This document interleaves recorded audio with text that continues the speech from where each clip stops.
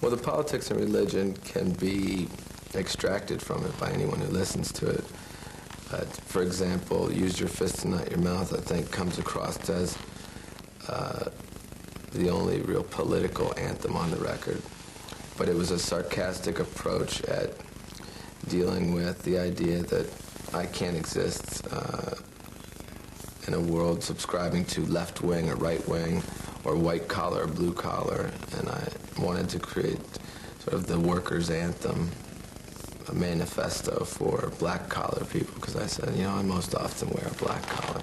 You know, today mine's white, but it doesn't mean that I fit in with the category of people who call themselves white-collar.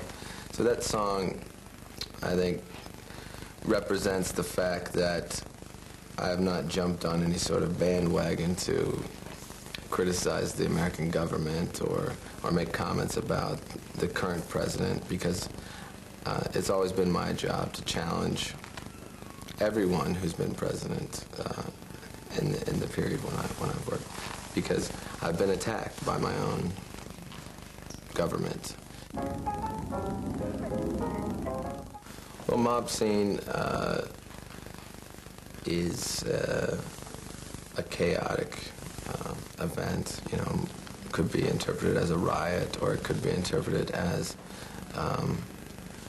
the way I want to transform any situation that I enter. It's inspired sort of by the Viennese action movement ideal of arriving into any scene and making it obscene, or taking any viewpoint and making it obtuse.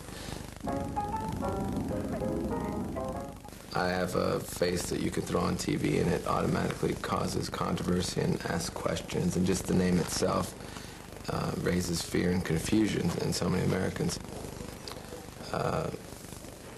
I think me, in some ways, being exonerated of blame was a big step, and it was important to the film, and it was important to my career.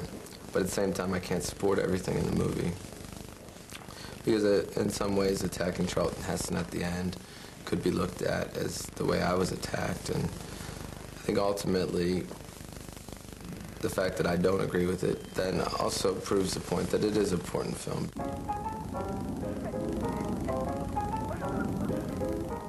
People continue to see me in a different light every day, it seems, but that film, I think, has been important in the schedule of events, the timing that has given birth to the whole golden age of Grotesque, that it became sort of the final battle or the final statement of everything that's happened up until this point. The name Marilyn Manson has been an indictment of the way American media affects American culture to create the desire to destroy and to create the idea that you can become famous for doing terrible things just as much as doing positive things.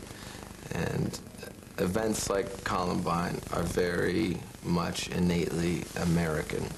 And when you see them in any other culture, I think it's the Americanization of other cultures, because America really breeds that, and that's always been what I've said from the beginning of my career. So when I said the same sort of things in the film, it wasn't new to me, but the fact that it exposed my way of thinking to a lot of people who hadn't listened to my music, it was important.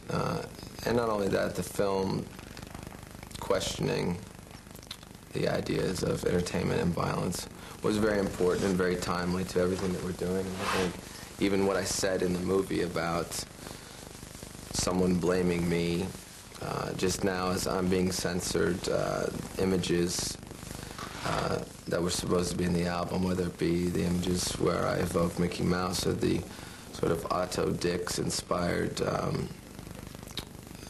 paintings that Helnwein did of Dita with the young girl watching innocently, something that really doesn't define itself of what is taking place, but it's a very beautiful and provocative idea. The fact that things like that would be censored when you can see something so much more violent on television and the behavior of the government, I could possibly live up to the things that they've done. it really proves a duplicity that art then becomes responsible to challenge. It has to.